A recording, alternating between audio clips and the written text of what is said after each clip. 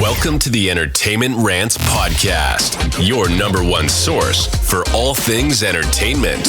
Join host Marco Mazzola and his fellow ranters as they sound off on the latest movies, TV, and the world of entertainment. Now, here are your ranters for the hour, Marco, Mila, Larry, and Bruno.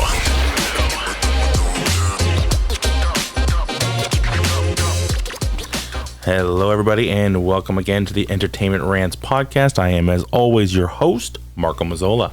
I am joined tonight by my wonderful wife, Amy. Hello, Amy. Hi, everyone. And we are going to do our annual review of the North Shore Music Theater's A Christmas Carol. We had planned on having Billy and Sam with us. Yes. We tried in the car on the way home, and then the recorder died on us. So this is take two. Found out it died halfway through when I went to go mix it and all that. So yeah, so here we are. It's just the two of us tonight. We miss Billy and Billy and Sam. Wow, and we'll hopefully get them on another podcast as well. So all right, let's get into it. I actually have questions. Okay, great. Yeah, I actually wrote down questions for this. Look at me being all prepared and whatnot. Kind of excited about that. Let's see. Okay, here we go. So, question one, Amy, and I'll obviously answer them as well.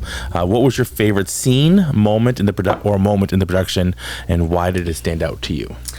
So, I think it's no secret amongst us that The Ghost of Christmas Present is my favorite. Yes. And so, my favorite. So, there's two scenes that I really like.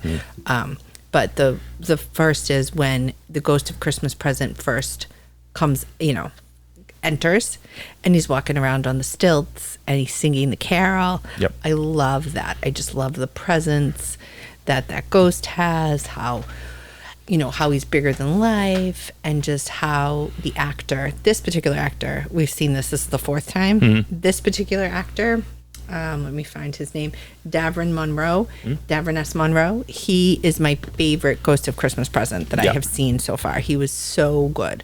I know we disagree on this, but I feel like we've seen him before. We might have. I just feel like in one of the four. It wasn't last year because it was a female last year, but I feel like before we've seen Davrin before. So I don't know. Maybe I'm wrong, but I could have sworn it. He just looks very familiar, and his sound is very familiar. So I love that. Maybe he was for year one, and I just don't remember. I love everything to do with the Ghost of Christmas Present. That's my favorite part in the whole play.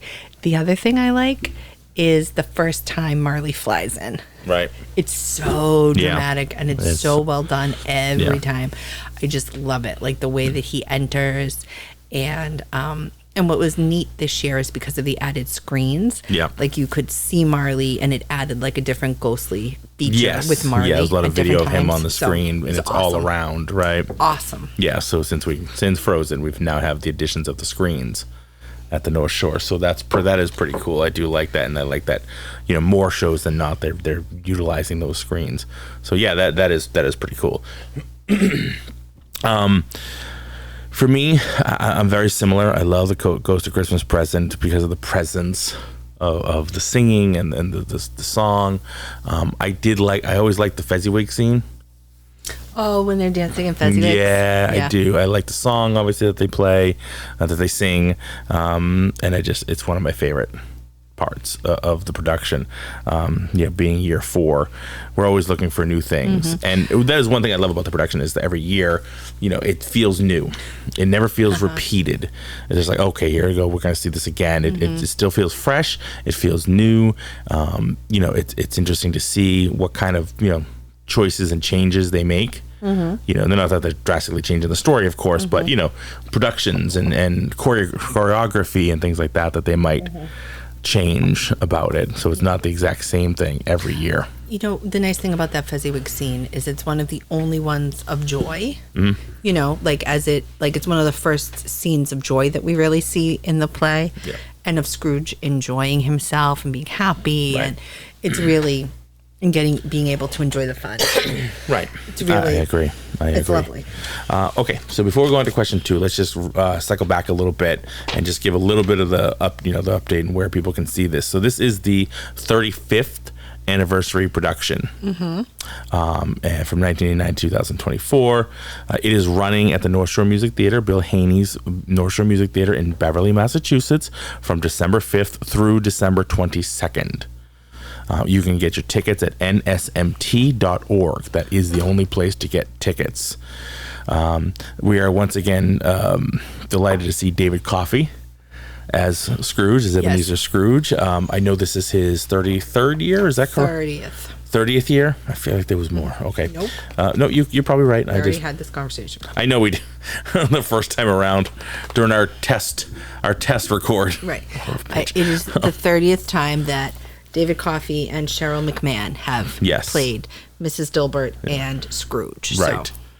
Yeah, it's amazing. In this production, and now in a lot of other sort of productions, it's hard to see somebody else. It would hard to see somebody else play it. You know what I mean? Because we've seen it 4 times, and after 30 years, I mean, he owns that role. He owns that role For sure. What are your thoughts? So that is my next question. Like, how do you feel about David Coffey playing Scrooge? I think I love, and I've said this multiple times, but the interplay between the two of them, because they know each other so well, you can see that they truthfully enjoy being on stage together, how much they... Because a lot of the other actors change, right? Bob Cratchit's a different Bob Cratchit this year, you know what I mean? So, and not that they haven't had him before, but it's not the same one every time. You know, it does change sometimes. Although I feel like one of them we've seen a couple of times. Right. The Cratchits were different this year. The first 3 years, they were the same people. Right. And I don't know if that's been the same people for how long those people have been. I don't know, but I know it was the first 3 years we saw it. It was true. It doesn't look like any of them are old enough to have been doing it for 35 years. So that being said, obviously Scrooge and what's her name again? Cheryl McMahon. So David Coffey, Cheryl McMahon. They've obviously been doing this a very long time together. So their chemistry is there. The comfortability is there that you can see, and it definitely comes out on stage. And this year, didn't he add something? What did he add to it? You really liked this part. Tell me. As he was, when he wakes up on Christmas Day and he realizes he hasn't missed it, and he's there with Mrs. Dilbert, and as he's leaving, he gives her a kiss, right? And it was adorable. Like, it was just really sweet and just very like it was different this year. I don't remember that being there last year, so it was really great. It was a nice thing to see. I do like that. Again, that's something that goes back to what kind of changes. And I think some of it seems, and we could be wrong, but it seems very impromptu. He seems like he's ad-libbing sometimes. When he does stuff like that. Maybe just cut him in the moment. Does he do that every show? I don't know that it's ad-libbing. I think he just knows the character inside and out, and takes liberties sometimes, and that's what you do. Yeah. I think it's great. Like, that's everything. Ad-libbing. Yeah, well, yes and no. I think everything, ad-libbing is when you make up lines. At least it is to me. I don't think he's making up lines. No. What do I know? I don't have a script. But I think that, the bigger part is, like, just to see how comfortable he is in the role, and even to see him, continue to do the things, like you were saying, or continue to play the scenes. It truly feels like he's there as Scrooge, experiencing all these things, no matter how many times I've seen him do it. Yeah. It's incredible. I know. And I don't want to necessarily like typecast him as Scrooge, but we've seen him. He was in Elvis, right? And he was the Colonel. He was the Colonel. And it did an amazing job. Take nothing away from it. It was still a little weird for me to see him. I love how you shake your head every time I do something like that. And for me, I understand where this is coming from. For me, it was a little jarring to see him in a different role, because he has an expansive career. It's like 54 years in the career, but other than being Scrooge, I personally, because obviously I'm not super well versed in theater, not nearly as much as you are, so it's not like I've seen him in a ton of other stuff. I had to tell you who he was. Elvis, you didn't know who he was. Right, that's what I'm saying. Idea. And you did. I'm like, oh yeah, that is him. So it was weird for me, Again, take nothing away from the performance. His performance in Elvis was amazing. Which, if you go back and listen to our Elvis review, you'll know that. But so anyway, I just enjoy that of seeing him as Scrooge every year. Well, I think it's fair to say, like, you and I are people who enjoy Consistency. Yeah. And like we known watch quantities we can go. We are people who watch the same television shows over and over, right? I can't even tell you how many times we've seen Big Bang Theory. It's just putting on Big Bearing every night, as our son says, Big Bearing. Mm-hmm. Yeah, absolutely. All right, so okay, so this I think I already know the answer to this, but were there any special effects, staging, or set pieces that amazed you? I think we're gonna go back to Marley here. Yes, but also I think there was just a lot more of the set this year, which I really enjoyed. I think they were like the screens give a nice addition, but they also added other props in the staging, right? Different pieces coming down that just felt like it added to it. I think, theater in the round, it's hard because the set can only be, it has to be minimal. Right. In a lot of ways, right? So you're not blocking the audience, you're not obstructing anyone's view.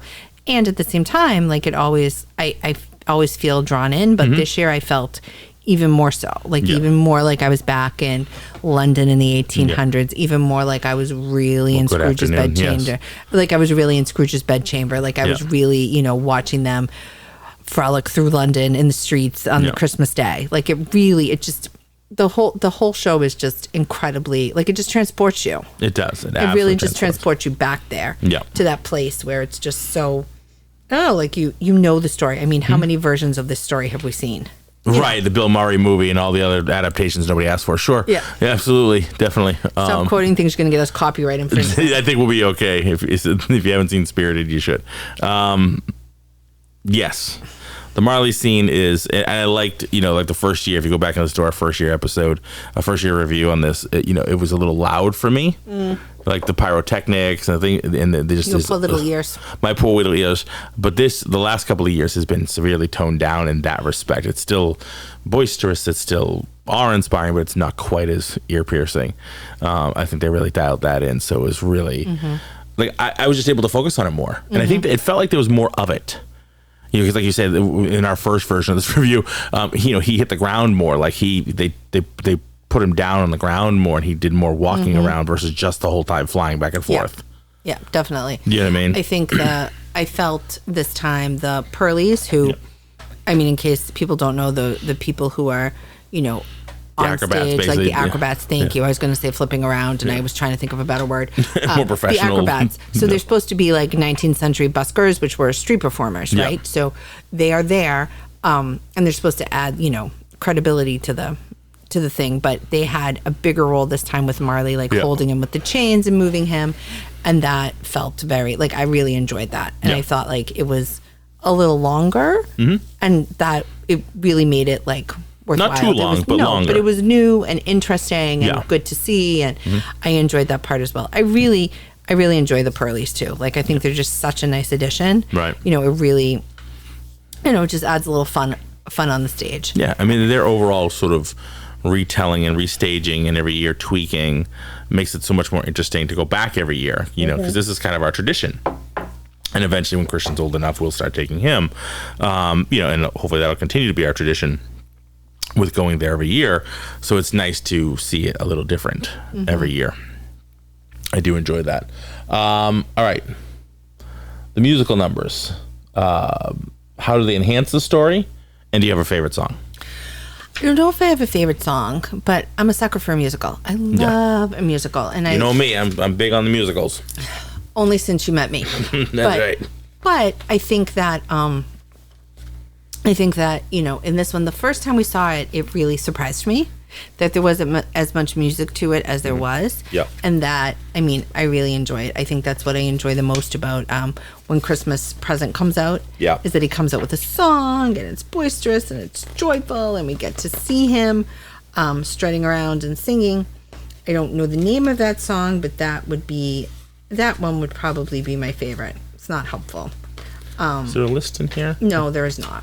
Which is strange because usually there's a list. But it's because they're not like songs in a musical. They're like traditional songs. Well, I know, I understand.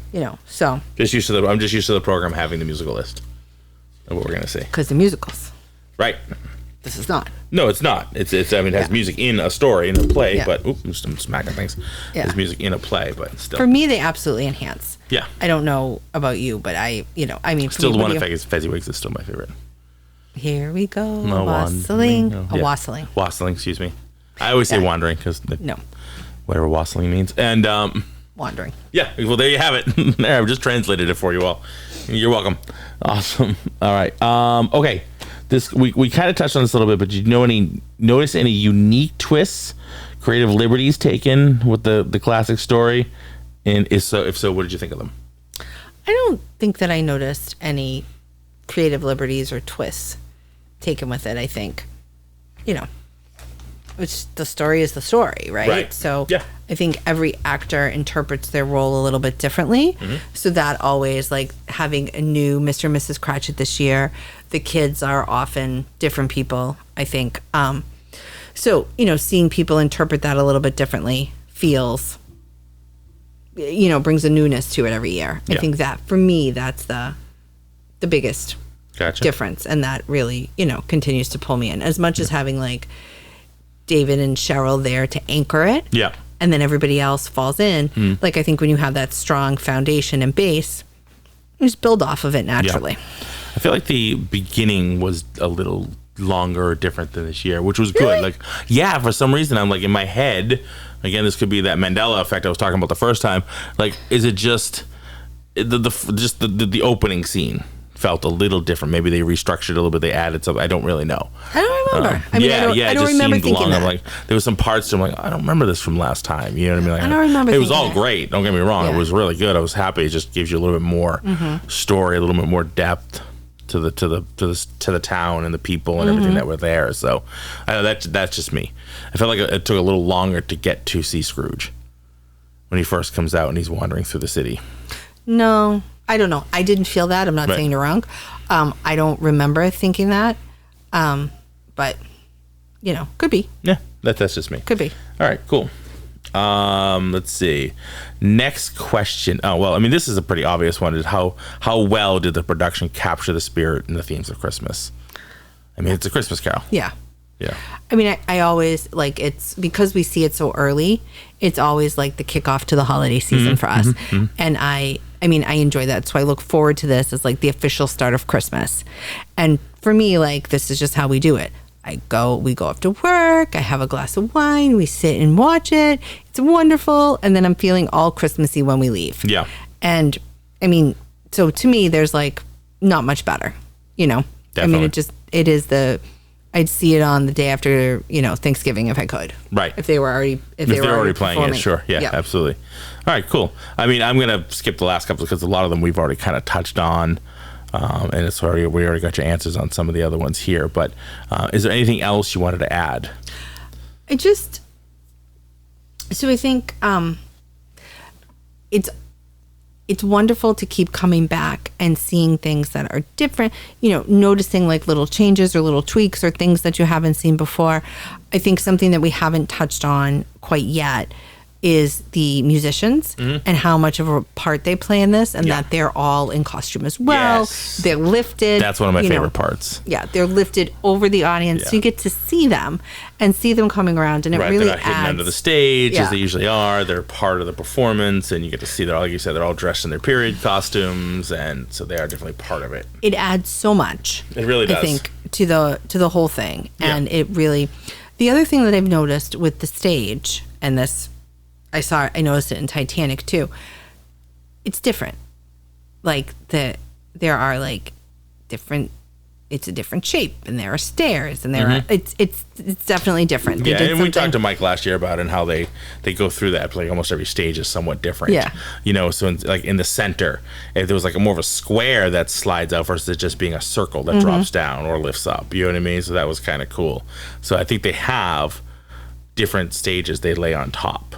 Yeah. Almost like a sports arena can lay down the parquet over the ice, that type of thing. You know what I mean? So it's a different flooring they use. I think they do the same thing with the stage. When we went to see Titanic, like there were stairs, and I felt like there was some of that, like there were stairs on the edge. There were stairs on the edge, and with that white wooden trim, you know what I mean? That made it look like a boat. That made it look like the boat. But there was something like I felt like the stage was higher this time, or I mean, they kept it without necessarily keeping the stairs. Yeah. So it was interesting. I mean, it felt like it definitely felt different, but I felt like it added a lot of depth, for lack of a better word. Like it just made it I don't know. It was interesting. Yeah. It was interesting to look at. It was interesting to see.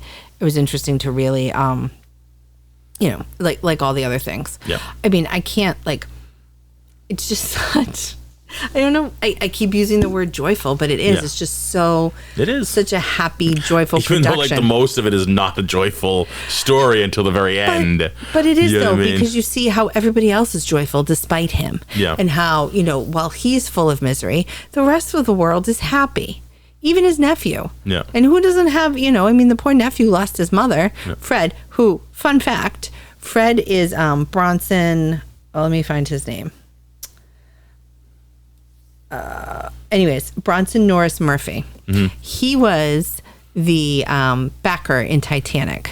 Okay. You know, like the naughty guy in Titanic. Yeah. So we're for Starline, whatever it was. Yes, Yeah. we're for the Starline. Yes, him who encouraged it to go faster and blah, Right. blah, blah. And I knew when we saw Titanic, I knew that I knew him. I was like, where have I seen him before? I knew I and knew then, you. Yes, and he's Fred. Yeah. He's Fred. And as soon as I saw him as Fred, I was like, oh my God, that's who he is. Yeah.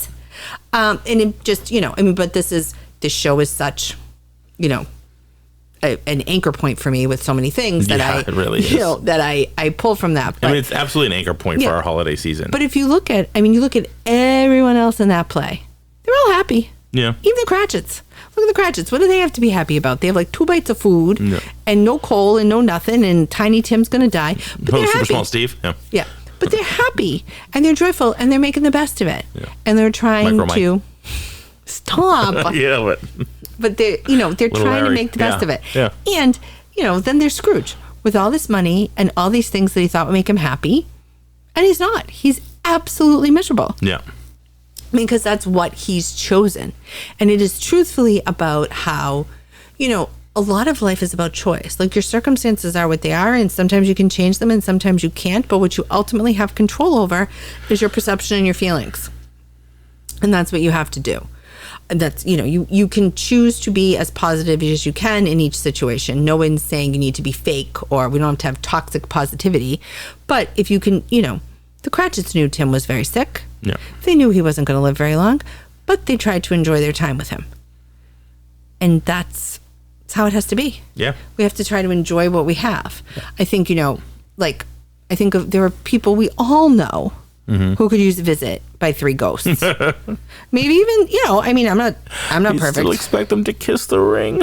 Well, but the thing is, like, I mean, there are lots of people who could use visits from ghosts, right? Yeah. Not just people in our own families, people Absolutely. in the world Murderers. who could use some perspective. People who do gender reveal parties. Yeah, absolutely. They could use some Yeah. perspective. They could. And, you know, they're not getting it. So we can't force that. So we can only control who we are and what we're thinking and what we're doing. And that choice to be joyful and that choice to see the positive and that choice to be as happy as we can be, realistically, is all that we have control over. Yeah. I mean, you know, these people didn't even have indoor plumbing. If they didn't work, they didn't get paid. Yeah. You know, there were no, like, modern conveniences for them. They didn't have, you know, a system to fall back on or anything. And they were just doing their thing. And, you know, what else could you do? That's all people knew. Yep. You just had to get up every day, put one foot in front of the other, and, you know, do the best that you could. You know, it's overly simplistic. Everybody always had problems. Yeah. And, you know, you can choose to have some joy, is my point. Yeah, it was a great point. It's a great point. He chose not to have joy until the end. And he had the ability to have joy. Sure. I mean, He should have had more joy than anybody, but Sure, he had lots of money, lots of things, the ability to travel and do things, and he chose misery. yeah. And that's sad. Yeah, chose to be alone. Mm-hmm. You know, when he could have had a wonderful, caring wife and probably a family and everything else, and he chose to go a different path and just be alone with his monies. Yeah, and that's really tragic, Sure. quite frankly, because, you know, you can't take it with you, Right. as they say. Yeah. What are you going to do with it when you're dead? I'm going to have a big old U-Haul behind the hearse. No, you're not. With the big sign says, I'm taking it with me, bitches. Yeah. Please, you. Please. You. Yes. You're not having anything. Yeah, I'm having nothing. I'm just thrown out for BFI in the morning and trash days on Thursday. You're going to be a tree. Oh, I'm going to be a tree. Yes. Don't you dare put me in a dog park. Come back and haunt your ass. I'll put you in my house. Oh, goody. In my yard. In your yard. Oh, fantastic. In my yard. All right. Well, I there you can have water it. you. I guess I'm going first. I mean, there it is. There it is. You so decreed. Well, no, but we're back to choosing joy, right? We're going to make the best of the situation that we can. That's what we have. That's all we have. That's all we have. That is all we have. Mm-hmm. Well, there it is. 35 years of A Christmas Carol. Yep. It is still my favorite show of the year. I'm Me sorry. too. Like, I love all the Me other too. things we saw this year, from Titanic to Elvis to $1 Million Quartet and all the other shows we got. Elvis was not this year. Not Elvis this year. That's not what I'm talking about. $1 Million Quartet was what I meant. Yes, $1 Million Quartet. We didn't get to see Tootsie because we were sick. Oh my God, that was bad. But- we were both really sick. That was horrible. Fiddler on the Roof. Fiddler, that's and the other one. Yeah. we saw Frozen twice. And Frozen twice, right, at the North Shore Music Theater. Yeah. As our son says. Because our Frozen son- the Broadway musical at the North Shore Music Theater every time he wanted Because to talk about he it. was obsessed. He was obsessed. He still is obsessed. He still is obsessed. He hasn't done as much singing of Let It Go as he used to with the cape on and everything, but he's still there. No, we He still listened to loves Hugo on the way home tonight. See, he still loves his Anna and Elsa. Yep. Absolutely. 100%. Carries them Awesome. around. Yep. Cannot wait. So what do we have coming up next year? We have, let's see. Starting in April, we have The Shark is Broken, which This is about the making of It's Jaws. like a documentary technically of like the making of Jaws. But I'm really excited about that. I want to see what that's all about. Too. It's so like to me, it's the most unknown. Yeah. So then we start with Waitress in June, which you're is really excited about. Yes, Yeah. it's supposed to be so good. Its Broadway one got interrupted by COVID. No, yeah. I think in 2021. So I am really thrilled to see it. Sarah Bareilles wrote it. And then, of course, we have The Wizard of Oz. Yeah, I'm excited. I know you're not as excited about that one. I've never seen a live production other than like, I don't know if it was fifth grade or some. One year I was in like the chorus for Wizard of Oz. No, fourth grade, because fifth year I was Daddy Warbucks. And then sixth year we were the traveling salesman in the Music Man. So I've never seen like a real production of The Wizard of Oz on stage. So I'm super excited about that one. I know you are. You can hold that for both of us. Okay. Grease. I love Grease. Yeah, that's Love gonna be Grease. amazing. I've never seen Grease as a play, actually. Yep, so, neither have I. Seen the and movie. then, my 90s theater drama club kid heart. Rent. Rent. Yes. Oh, I can't wait. I love Rent. I love it. I love it. I love it. I love it. I love it. And then the last one is a Tony-winning Broadway musical. We're not allowed to announce. There's been speculation until online. February it's a Cher musical. There's something about 2025. Cher that's out there. Yes, because that's the theory online. I'm not saying I have no background knowledge of this. Is not a quote from anybody. When we went to see Titanic, Yeah, that's right. Bill Haney said, I got you, babe. Yeah, I got you, babe. So then I did a little research online. I did a little Googling. I did a little Googling. I put it in the machine there. And there is, in fact, a musical about Cher. Yeah. So I have a I'm feeling. not saying it's a theory. Yeah, it's a theory. It's all It's it a is. theory. There were no theory. That's all it there is. were no other clues given. Nope. But that's my theory. So we'll see. We'll see. We'll be that should doing be that one. interesting. Yeah. I don't know. I've enjoyed the musicals, like the musicals based on the artist's life. I've enjoyed way more than I thought I was going to. Yes. As much as Christmas Carol, I loved Christmas Carol this year. Yeah. My favorite show of the year. What do you think it was? $1 Million Quartet. Oh my God, it was spectacular. It was spectacular. It really was. I'm still going to give Christmas Carol the nod. And I think part of that for me is nostalgia. It's, it is our tradition. It's an anchor for this holiday for us. So like we get to see it. So it's probably still my go-to favorite. But it's almost like unfair. Like if I had to pick a favorite out of the ones and you leave Christmas Carol out of it, You can. I did. No, I know that. You leave it out because it plays every year. Yes. You know what I mean? So it's almost unfair to the other ones. That's right. So yeah, I'd probably have to go either Frozen or $1 Million Quartet. I mean, I was sad that we missed Tootsie. Yeah, me too. We were both I so heard sick. it was really good. We're really bad. So yeah, I think, that could have been up there too, because I love the movie. I love the Dustin Hoffman movie. Well, what's not to love about the movie? I know, yeah. To be honest. But it is, so it's very, I think it's a very Rest exciting. in peace, Terry Garr. Yeah.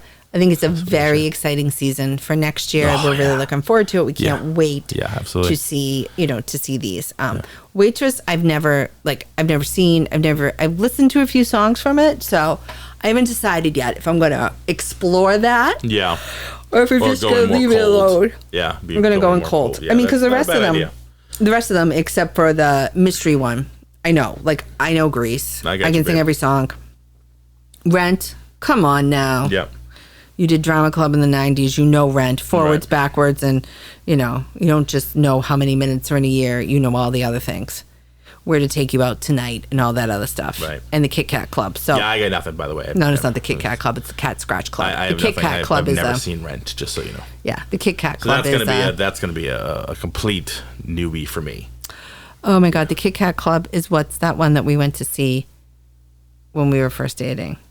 Kinky Boots? No. The one in Germany. Sally Bowles. Cabaret. Cabaret. The Kit Kat Club is Cabaret. That's right, but Cabaret. The Kit Kat Club is Cabaret. Yes. But I thought you meant here. We didn't see Cabaret here. No, but the Cat Scratch Club is Rent. Gotcha. Okay. I feel fair enough. All right. Well, there you have it. That is our review on the 35th anniversary production of A Christmas Carol, continuing to play through December 22nd at Bill Henny's North Shore Music Theater in Beverly, Massachusetts. You can get tickets at nsmt.org. Go see it and choose joy. Yes, choose joy indeed. Thank you, Amy. You're welcome. All right, everybody. We are Entertainment Rant at entertainmentrants.com. Check us out online. We're on all your favorite podcast platforms. You can drop us a line. Let us know what you thought of A Christmas Carol. What's your favorite part of it? Is there a production somewhere that you really enjoyed? Check us out on our social media. Drop us a line at engage@entertainmentrants.com. We will be back in 2025 with all of our ranters. I know we've been on a large hiatus. We were restructuring and trying to come up with a better schedule to get everybody in regularly to record. We're going to start off with some new stuff that we haven't talked about yet, but we're going to record regularly every couple of weeks, whether everybody's here or not, whether we get all four of us in together or not. We'll have some combination of us recording on the regular and start pumping more content out for you guys. So we've missed you. We've gotten a lot of responses. People have been talking to our other ranters saying that they've missed us. So we will be back strong in 2025. We're looking forward to seeing everybody and talking to everybody then. All right, Amy, what are we going to go do? Let's rant. And Merry Christmas, everyone.